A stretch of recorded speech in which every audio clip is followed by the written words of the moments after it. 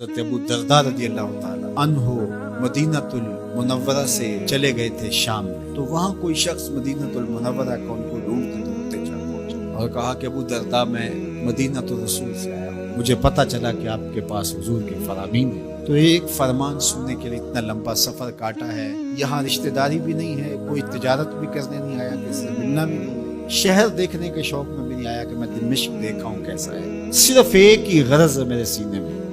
اور وہ یہ کہ میں ابو درداء سے حضور کا فرمان سنوں۔ حضرت ابو درداء رضی اللہ تعالیٰ عنہ نے پھر انہیں حضور علیہ السلام کا ایک فرمان سنایا، سنو آپ بھی، من سلک طریقا یبتغی فیہ علما سہل اللہ لہ طریقا الی الجنہ، جو کسی ایسے راستے پہ چلا جس راستے میں اس کا مقصد ابتغاء علم تھا، علم سیکھنا تھا، تو فرمایا اللہ اس کے لیے جنت کی راہیں آسان کر دیتا ہے۔ اللہ، یہ کس کو بتایا جا رہا ہے؟ جو ایک حدیث سننے آ رہا ہے۔ لازمی نہیں ہے کہ وہ باقاعدہ طالب علمانہ انداز ہی اختیار کرے کہ باقاعدہ داخلہ لیا جائے کسی ادارے میں اور وہاں سیکھنے کے لیے جائے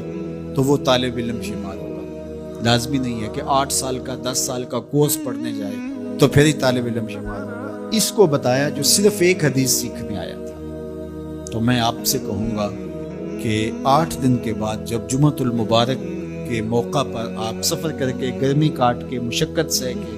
آپ یہاں پہنچتے ہیں، پیٹرول لگاتے ہیں، وقت نکالتے ہیں، آدھا گھنٹہ پونا گھنٹہ قریبی شہر کے لوگ پہلے چلتے ہیں، اور جو باقی شہروں سے آ رہے ہیں کوئی 2 گھنٹے پہلے چل رہے ہیں، کچھ لوگ صبح سے چل رہے ہوتے ہیں، کچھ لوگ رات سے چل رہے ہوتے ہیں، کچھ لوگ رات آ کے ہمارے پاس مہمان خانے میں ٹھہرے ہوتے ہیں کہ صبح ہم نے نماز جمعہ پڑھ کے جانا ہے، دور دور سے لوگ آ رہے ہوتے ہیں، تو اس وقت طالب علم بن کے آیا کریں کہ ہم حضور علیہ السلام کے فرامین سیکھنے جا رہے ہیں، ہم قرآن مجید کی تفسیر سیکھنے جا رہے ہیں، ہم دین سیکھنے جا رہے ہیں، تو پھر آپ جب گھر سے چلیں گے تو جنت کی راہ پہ چل کے یہاں پہنچیں گے۔ اور دوسری بات، وَإِنَّ الْمَلَائِكَةَ لَتَضَعُ أَجْنِحَتَهَا لِطَالِبِ الْعِلْمِ رِضًا بِمَا يَصْنَعُ، اور جب وہ گھر سے چلتا ہے،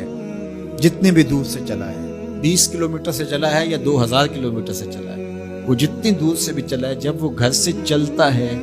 اللہ کے نورانی فرشتے اپنے نورانی پر اس کے پروٹوکول کے لیے چلنے والے کے پاؤں تلے پھیلا دیتے ہیں۔ یہ پروٹوکول ہے، اللہ اکبر، یہ اعزاز ہے، یہ تکریم ہے۔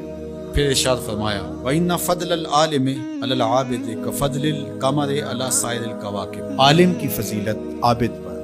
عالم کی فضیلت ہنڈے، بدماش، چور، ڈاکو اس پر نہیں، اس سے موازنہ نہیں کیا جا رہا۔ ایک عام چور، ڈاکو، بدماش سے تو ایک مسجد میں جھاڑو دینے والا بھی افضل ہے، اس سے موازنہ نہیں کیا جا رہا، بلکہ موازنہ کس سے کیا جا رہا ہے؟ جو تہجد گزار ہے، شب زندہ دار ہے، نوافل پڑھتا ہے، صلاۃ الاوابین، صلاۃ الاشراق، چاشت کی نماز، قرآن مجید کی تلاوت، رات کو عبادت، دن کو روزہ، معاملات میں محتاط، صرف عالم نہیں ہے، باقی وہ عابد ہے بہت بڑا، اپنی نظر پر پہرے بٹھاتا ہے، خیالوں پر پہرے بٹھاتا ہے، سوچوں کو آوارہ نہیں ہونے دیتا، زبان کو بے قابو نہیں ہونے دیتا، عابد ہے۔ اس پر عالم کی فضیلت کتنی ہے آپ ذرا سنیے تو آپ کا جی چاہے گا کہ ہم مکمل عالم بن جائیں۔ تو فرمایا کہ فضل العالم علی العابد کفضل القمر علی سائر الکواکب، عالم کی اس عابد پر، تہجد گزار پر فضیلت اس طرح ہے جس طرح 14ویں رات کے چمکتے ہوئے چاند کی فضیلت ستاروں پر ہوتی ہے۔ اور ایک حدیث میں حضور نے یوں بھی ارشاد کہا فضلی علی ادناکم، اے صحابہ اس عالم کی عابد پر یوں فضیلت ہے جس طرح تم میں سے ایک عام آدمی پر میری فضیلت ہے۔ اتنا بڑا احساس دیا، اتنی بڑی شان اس عالم دین، اللہ اکبر۔ اور پھر ارشاد فرمایا وَإِنَّ الْعَالِمَ لَيَسْتَغْفِرُ لَهُ مَنْ فِي السَّمَاوَاتِ وَمَنْ فِي الْأَرْضِ حَتَّى الْحِيتَانُ فِي الْمَاءِ، اور یہ عالم دین اس کے لیے بخشش کی، استغفار کی، معافی کی اللہ کے حضور دعائیں مانگتے ہیں۔ کون؟ جو آسمانوں میں رہتے ہیں، فرشتے، ومن فی الارض، اور جو زمینوں میں رہتے ہیں، حتی الحیتان فی الماء، یہاں تک کہ جو سمندروں میں، دریاؤں میں، پانیوں میں مچھلیاں رہتی ہیں وہ بھی عالم دین کے لیے دعائیں کر رہی ہیں۔ اللہ اس کی مغفرت فرما دے، اللہ اس کی مغفرت فرما دے۔ اگر کوئی معمولی چیز صادر ہو بھی جائے عالم دین سے تو لٹھ لے کے پیچھے نہ پڑ جائیں،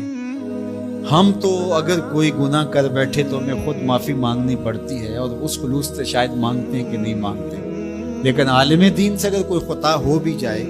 کوئی غلطی ہو بھی جائے، تو آسمان کے فرشتے بھی دعائیں مانگ رہے ہوتے ہیں، زمین کی مخلوقات بھی اس کے لیے استغفار طلب کر رہی ہوتی ہیں، اور سمندروں، دریاؤں اور پانیوں کی مچھلیاں بھی اس کے لیے استغفار طلب کر رہی ہیں۔